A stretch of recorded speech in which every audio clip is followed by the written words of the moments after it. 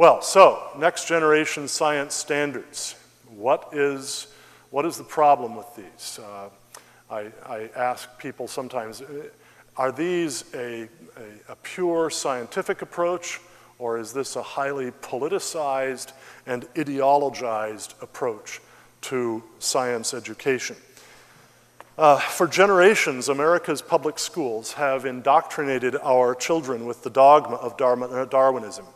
Life arose and developed by chance, no creator allowed. Now they're poised to indoctrinate them with another dogma, catastrophic anthropogenic global warming, or CAGW for short. And with it, a whole catalog of other exaggerated and sometimes completely fictitious environmental concerns, all of them used as rationales for strangling restrictions on personal liberty, property, and the free market, and for instituting socialist, redistributionist policies domestically and internationally. Now, never mind that in each case, thousands of scientists reject the dogma, whether it be Darwinism or CAGW, catastrophic anthropogenic global warming. Never mind that in each case, the theory fails to account for large numbers of empirical facts. Never mind that in each case, there is strong biblical ground to reject the dogma. Never mind that policies pursued in climatism's name would trap billions of people around the world in abject poverty, impoverish millions more who, at least at present, are not poor, and undermine God-given rights to life, liberty, and property. But those two doctrines, those two dogmas, bad as they are, aren't the only ones the educational establishment wants to impose. There's a still more dangerous one that underlies both of those. It's the dogma of atheistic naturalism or metaphysical materialism. It strikes at the root of the Christian faith, and without it, neither Darwinism nor climatism could survive. The educational bureaucracies that dominate our public schools are in advanced stages of developing the next generation science standards, which, though not legally mandated, will be awfully hard for states to buck. And indeed, many states already have taken steps to implement them. California, Delaware, Washington, D.C., not a state, of course, but we'll stick it in the list. Illinois, Kansas, Kentucky, Maryland, Nevada, Oregon, Rhode Island, Vermont, and Washington. The next generation science standards are not a part of Common Core, and in fact there is no official connection between them and the Common Core. However, they are being piggybacked into states on the back of the Common Core, as Skip mentioned earlier. A large number of states are adopting common standards in mathematics and English arts, English language arts, and thus, and I'm quoting here from the Next Generation of Science Standards' own website, and thus are poised to consider adoption of common standards in K through 12 science education. Again, this is from the Next Generation Science Standards actual document itself, from their appendix.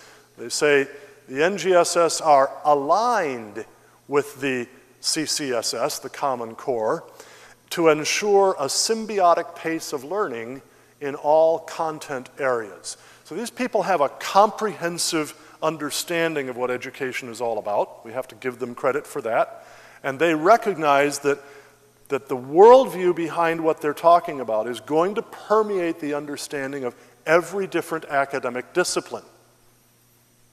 I could go into a whole different lecture now, having taught at Christian college for 8 years and at a seminary for 8 years, on how sad it is that most Christian educational institutions have hardly any concept of how crucial it is to make sure that every single academic discipline from kindergarten right through PhD level is rooted every moment in the biblical worldview, but I won't do that.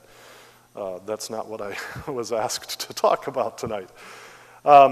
To quote again, one more time from the NGSS, this from their framework. They say, a coherent set of science standards will not be sufficient unless there is also coherence across all subject areas.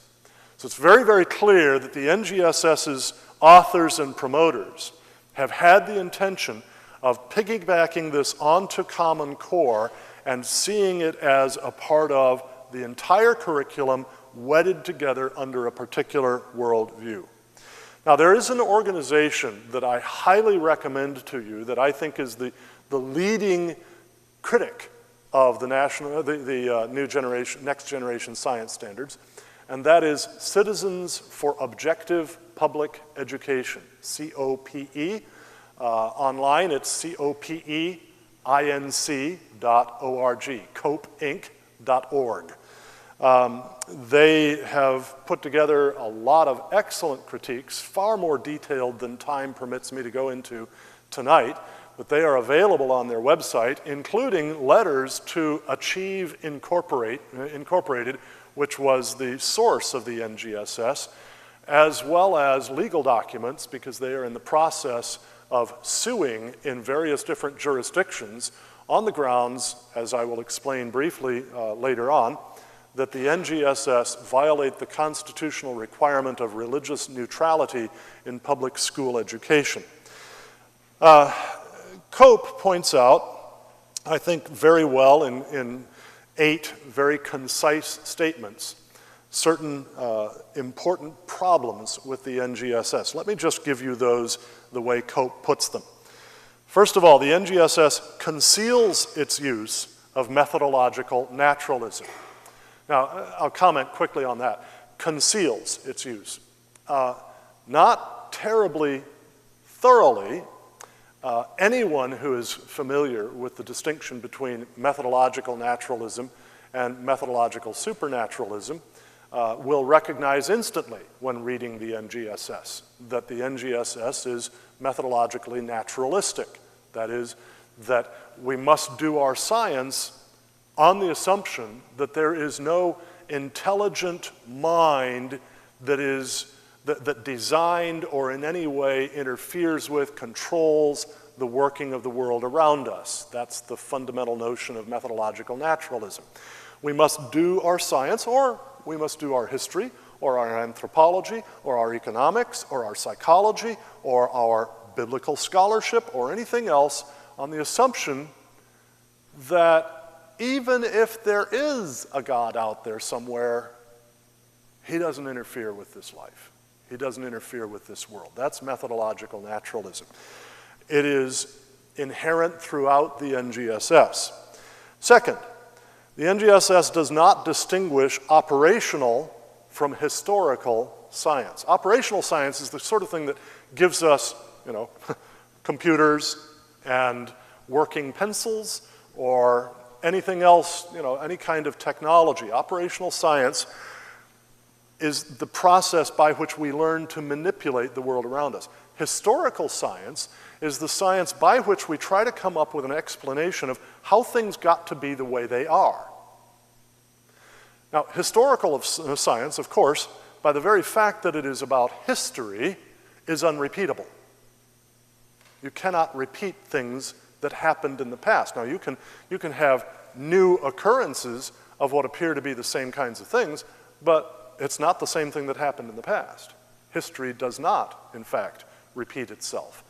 But the next generation science standards doesn't distinguish between these two, and it's important that we should distinguish between the two because operation science is the very sort of thing that is truly subject to falsification through laboratory experiments and real-world observations.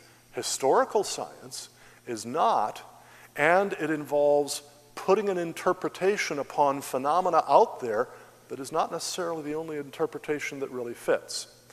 But the students, if NGSS rules, and largely, by the way, these ideas already do rule in public education, the students will be led to think that all science is the same sort of thing.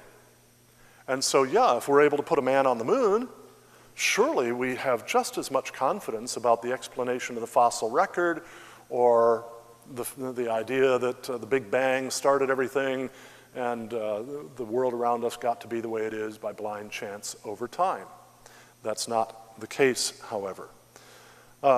Third, the NGSS presents all evidence in historical science as supporting Darwinian or neo-Darwinian evolution. It just simply makes it very explicit that all the evidence points toward this. It doesn't acknowledge that there is anything contrary to that. It explicitly, intentionally excludes all evidence for teleology, all evidence for real design in the world around us. It contains age-inappropriate teaching of origins science, that is, impressing upon very young minds authoritatively ideas that are contrary to the ideas that their parents and their pastors or their Sunday school teachers and so on would be teaching them, and doing this with the implicit authority of the classroom teacher and the classroom curriculum. This is something where, to say, yeah, students ought to be able to see both sides, that's fine. But they don't want to present both sides. They want to present only one side.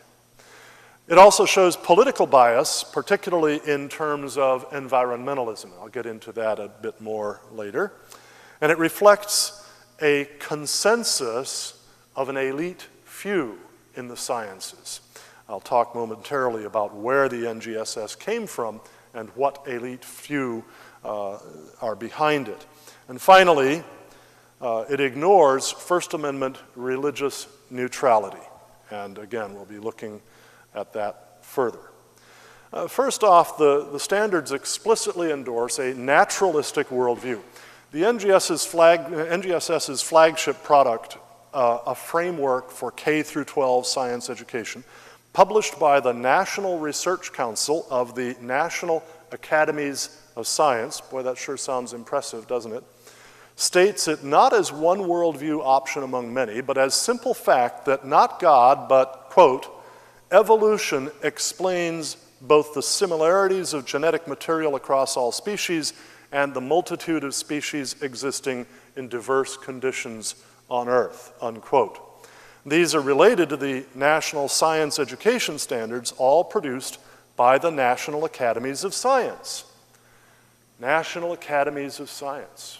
Boy, very impressive. 93% of whose members are either atheists or sympathetic to an atheist, secular, humanist worldview, according to polls of the National Academies done. The National Academies of Science are, in fact, not well representative of scientists across the board in America. They are a particularly secularistic, anti-theistic organization. Now, give you an example here. The NGSS says that students should learn to look at the, quote, natural world and the, quote, designed world. For the NGSS, a plane, a car, a cell phone, and other man-made objects would be examples of the designed world. But a bird, a tree, a human being would be examples of the natural world. And for the NGSS, nothing in the natural world is designed. But despite the standards insisting that humans are simply part of nature, their general perspective sets people off against the rest of nature. A sector discussing human impacts on Earth systems says, quote, human activities now cause land erosion and soil movement and air and water pollution with damaging effects on other species and on human health. Now that's what the standards say. Now the truth is, yeah, they do that.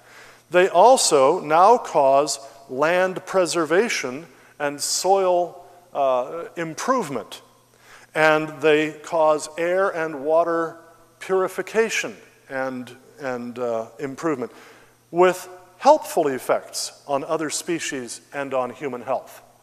But you'll never encounter that in the NGSS. A later section on biodiversity in humans asserts human activity is also having adverse impacts on biodiversity through overpopulation, overexploitation, habitat destruction, pollution, introduction of invasive species, and climate change, unquote. The assumption that what people do is bad is clear in a draft of performance expectations which requires students to, quote, provide evidence that humans' uses of natural resources can affect the world around them. No, that's pretty neutral, right? Can affect the world around them. Sure, yeah, that's fine. And share solutions that reduce human impact, unquote. As if human impact should always be smaller, not greater, and one does not, after all, find solutions to non-problems. The assumption is that human impact on the environment around us is always negative. That is right in line with historic environmentalist ideology, which says that, sometime around the time we mastered making fire, the human race quit the biological contract and became not a part of nature anymore. And we are in rebellion against nature, and as many environmentalists think, the best thing we can hope for is for some killer virus to eliminate the human race. Now, in short, the NGSS reflect the environmentalist assumption that humans can't improve on the natural state, exactly contrary to the assumption of Genesis 1:28's revelation of the mission of man, to fill and rule the earth, not abusively, but reflecting God's own actions in a godly way that enhances its fruitfulness, beauty, and safety to the glory of God and the benefit of our neighbors. The underlying naturalistic worldview and the politically charged positions on Darwinism and climate change in the NGSS show that this will be one more step in capturing the minds of Americans' children, including those Christian children who attend public schools. The threat comes not only from the NGSS, but also from growing state environmental education requirements around the country. For example, with Maryland in 2011 becoming the first state to require, quote, environmental literacy, unquote, for high school graduation, and other states soon following in their trail. Now, it would be nice if they required basic literacy as well, knowing how to read. But I suppose that would equip citizens to read a lot and think for themselves, and that would be a very dangerous thing. One thread running through almost all environmental studies curriculum is that business and industry are largely to blame for the world's ecological crises, and consequently that we must embrace a small is better, limits to growth, simple lifestyle mentality at the personal level, and an anti-business, anti-free market, anti-growth mentality at the societal and governmental level. Now, it'd be bad enough if the public schools were the only front on which people face these deceptive influences, and if youth were the only ones targeted. But of course they're not. Today's entertainment media, mainstream news media, and green advocacy groups are filled with environmentalist propaganda. A newly formed organization with nationwide participation, which I mentioned a moment ago, Citizens for Objective Public Education, has done extensive analysis of the NGSS and the framework for K-12 science education and submitted formal comments on them. Their excellent work has really informed a lot of my own understanding of this. The first point that they make about it is that the NGSS are religiously non-neutral. Judicial decisions have set forth 3 ways that a state can meet its First Amendment obligations. It can exclude religion entirely from public school curriculum, or it can include it if it treats it objectively and neutrally with respect to students and parents and taxpayers' constitutional rights, or it can treat it objectively considering the strengths and weaknesses of explanations that support various different religious viewpoints. Now, the science standards, however, address religious questions, but they fail to do so objectively. Many people wouldn't recognize this because they think of secularism as non-religious. But the Supreme Court in McGowan v. Maryland in 1961 defined religion as any activity that profoundly relates the life of man to the world in which he lives. And that is an explicit goal of the science standards. The specific religion promoted by the science standards is secular humanism. The humanist manifestos define religious humanism as an organized set of atheistic beliefs that, 1, deny the supernatural, 2, claim that life arises via unguided evolutionary processes rather than as a creation made for a purpose, and 3, claim that life should be guided by naturalistic, materialistic science and reason rather than traditional theistic religious beliefs, unquote. The science standards affirm each of these three positions. Not surprising, granted their authors, most of whom, as I just pointed out, 93% of whom, according to a survey in the National Academy of Sciences, deny or question the existence of God. Now, key to every aspect of the science standards is their insistence that all scientific questions must be addressed and resolved solely in terms of methodological naturalism, which the NGSS themselves define as the idea that science is not permitted to explain the cause of events within the natural world with anything other than a materialistic explanation through the use of material or natural causes. That is, a cause resulting from the unguided interactions of matter, energy, and the forces, unquote. Such a methodological principle excludes appeal to God or any other intelligence as the explanation for anything found in nature. Yet the standards assert it as if it were religiously neutral, exploiting children's lack of mental preparation to recognize and question such bias. As COPE puts it, the assumption of materialism, methodological naturalism, is incompatible with science education that must respect the religious rights of children, parents, and taxpayers. A second major problem, the standards fail to distinguish historical from experimental science. While methodological naturalism might be appropriate for experimental science, that is, we don't assume that miracles are going to happen in the laboratory during experiments. If you're doing an experiment and you include in the experiment the hypothesis that a miracle is going to happen in the midst of this, probably that's not a great idea for how to do laboratory science, okay? Because the laboratory is supposed to be under the scientist's control, and miracles are supposed to be under God's control. Okay, so there is a problem there. But in historical science, things might be very different. While methodological naturalism might be appropriate for experimental science, the assumption of no intelligent agency as a cause of historical events is unwarranted, and many of the world's finest scientists, past and present, reject it.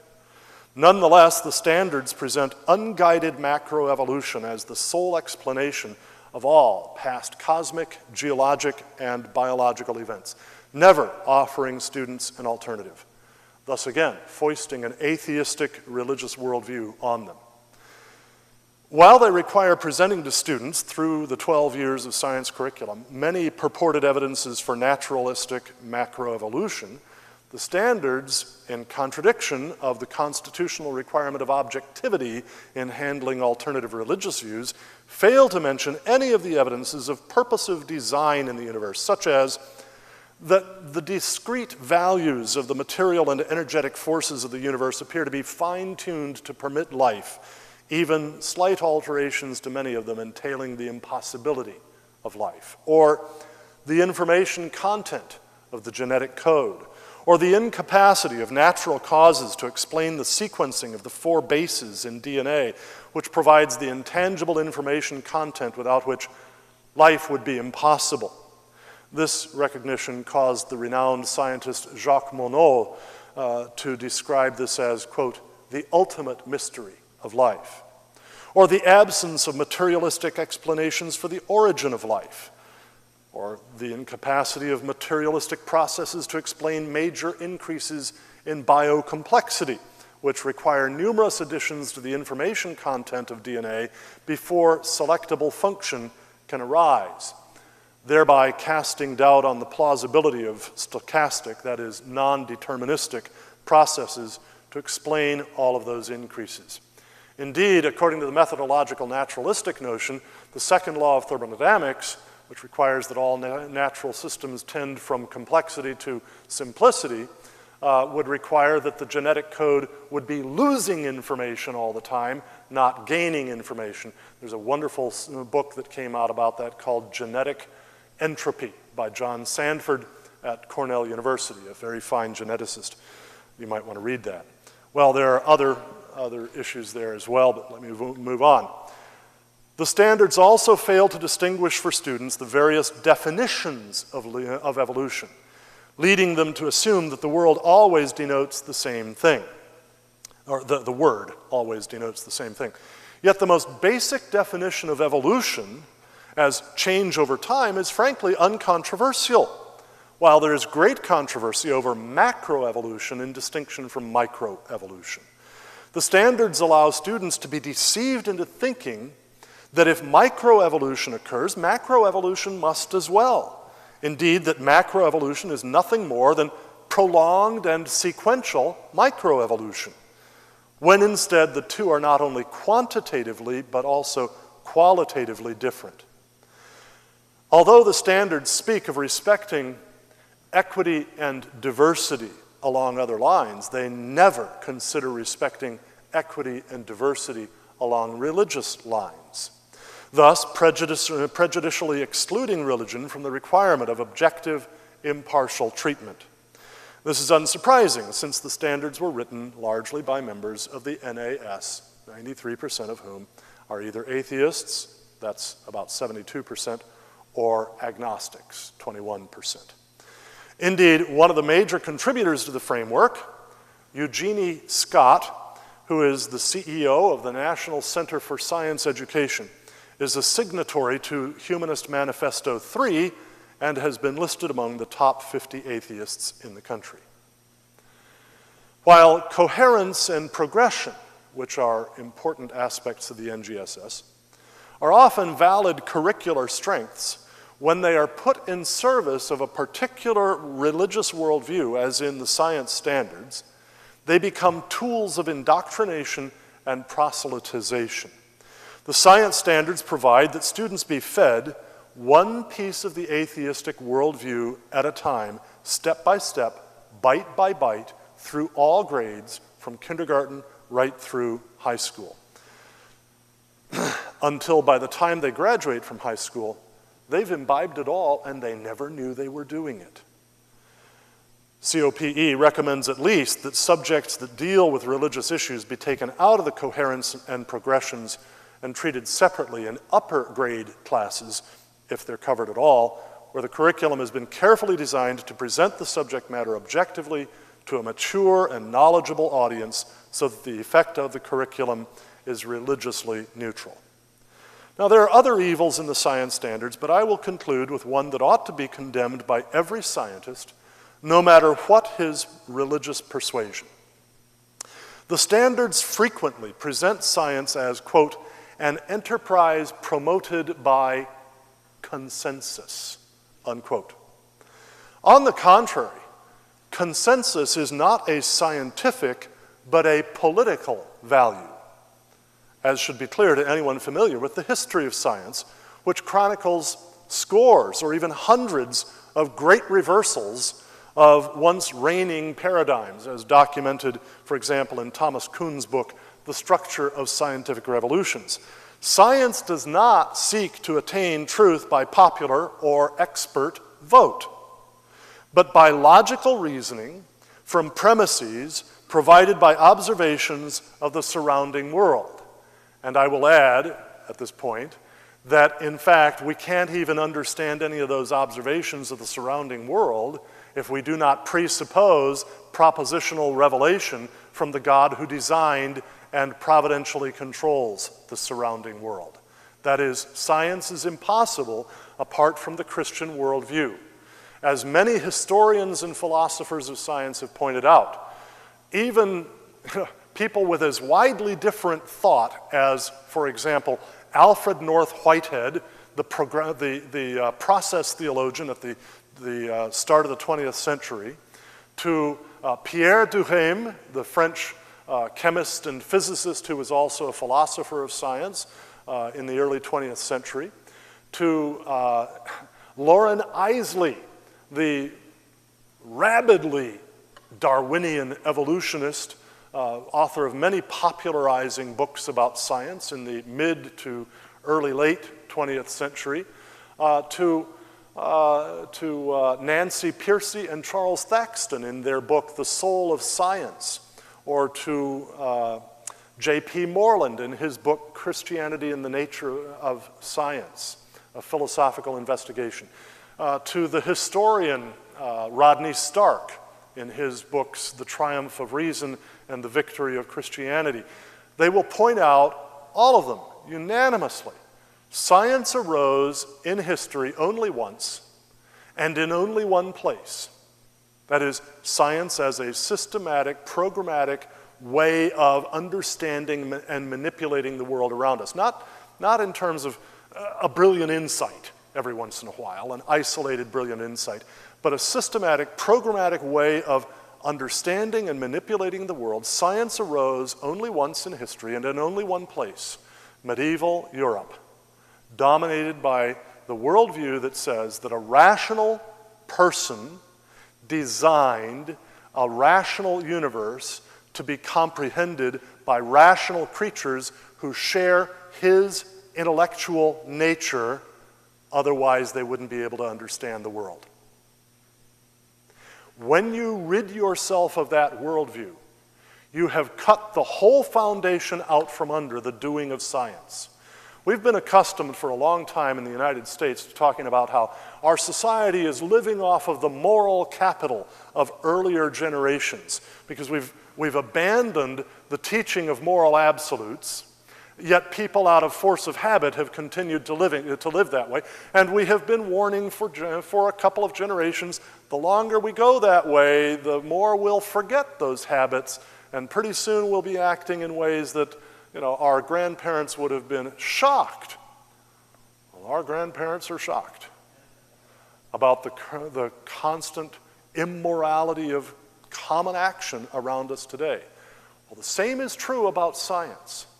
You abandon the epistemological, the intellectual capital of the Christian worldview on which alone science could ever begin, and it's only a matter of time before science devolves into total irrationalism, and I am going to move on and tell you how that happens. First off, the whole appeal to consensus as a scientific value is one example of irrationalism in scientific garb. Consensus is what Aristotle defined as the fallacy of excuse me, just a second here, get my mind straight here again. The fallacy of consensus gentium, or of argumentum ad populum. That is, truth by popular vote. That's what consensus is. Now, consensus might be very interesting to find out what people think, but it doesn't tell you anything about what's true. You have to have actual true premises and valid inferences in order to reach soundly established conclusions. But argumentum ad populum is fallacious, and that is what much contemporary science has become. I consider the next thing here to be one of the most serious errors in the standards, both because it undermines true science and because it plays into the hands of those who intentionally politicize science, and that is that the next generation science standards are themselves an example of post-normal science. Post-normal science. Now, my first encounter with post-normal science came in connection with my studies of arguments pro and con about global warming, or to be more precise, catastrophic anthropogenic global warming. That precise wording is necessary because proponents regularly accuse those who deny catastrophic anthropogenic global warming of denying global warming per se. On the contrary, those who deny CAGW affirm that natural global warming occurs, cyclically with global cooling. And most also affirm that human activities may contribute somewhat to warming. They deny, however, that recent or foreseeable warming has been or will be catastrophic, that it is primarily anthropogenic, and that efforts to mitigate it can succeed at all, and particularly that they can succeed with benefits outweighing the harms.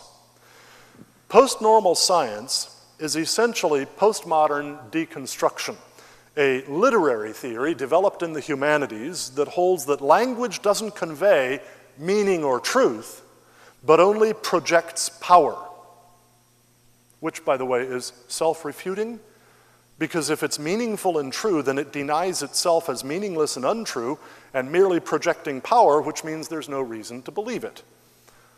Post-normal science is postmodern deconstruction. Notice, irrational, totally irrational. Self-denial is irrational. That's where you go when you are in flight from the logos. Post-normal science is postmodern deconstruction applied to the sciences. For post-normal science, scientific procedures, observation, hypothesis, experimentation, testing, computer modeling, even peer review for publication, are undertaken not to discover truth about the world, but to project power, to further an agenda. Consequently, post-normal scientists go through the motions of what we all think of as science, but only for show. Their conclusions are already determined. They're doing what the physicist Richard Feynman called cargo cult science. Now, how serious a problem is post-normal science? In the case of the global warming controversy, post-normal science plays an absolutely crucial role. And CAGW has become the chief rationale for gross restrictions on liberty and property, coerced limits on procreation, and the replacement of local, accountable government with global, unaccountable government. One of the world's foremost proponents of post-normal science is Dr. Mike Hume, who has been a co-author of articles on post-normal science with Oxford philosopher of science, Dr. Jerome Ravitz, who pioneered the concept in the early 1990s as a methodology to be used when, quote, facts are uncertain, values in dispute, stakes high in decisions, and decisions urgent. Now, Hume is not only a co-author on post-normal science with Ravitz, he's also a former professor of climate change. Note that title, not just professor of climate, but of climate change at the University of East Anglia, home of ClimateGate's climatic research unit. And for those of you who haven't heard about ClimateGate, it was the release of thousands of emails among the roughly 12 scientists at the very core of global warming alarmism, in which it became very clear that they were exaggerating data, that they were excluding data that weren't consistent with their hypothesis, that they were fabricating data, that they were intimidating scientists whose research was pointing in different directions, that they were corrupting the peer review process, that they were intimidating editors of journals so that they would not accept articles that pointed in the wrong direction, and so on. Some very, very nasty stuff revealed in those emails. Well, Mike Hume was professor of climate change there, in which capacity he taught many of the world's leading climate alarmist scientists. He was a main contributor to climate change scenarios used by the British government, the European Commission, the UN Environment Programme and Population Division, the UN Intergovernmental Panel on Climate Change, and the World Wildlife Fund, a lead author of the chapter Climate Scenario Development of the IPCC's 2001 assessment report, and contributing author on several other chapters, and the influential author of the book, Why We Disagree About Global Warming. Not surprisingly, Hume, though he professes to be a Christian, and you know, I don't have any particularly good reason to question the sincerity of that profession.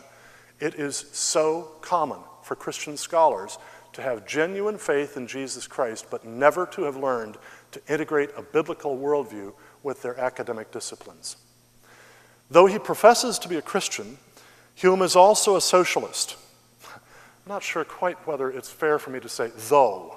After all, when I lived in Scotland to do my PhD, our pastor, also a very fine, reformed theological pastor, once said to me basically, well, of course I'm a socialist. I'm a Christian, aren't I? Well, in short, though not frequently mentioned in the mainstream media, Mike Hume is probably more important to the climate alarmist movement than such better-known people as I sold my cable channel to Al-Qaeda supporter Al Jazeera for millions in oil money because I didn't want it getting into the hands of Glenn Beck, Gore.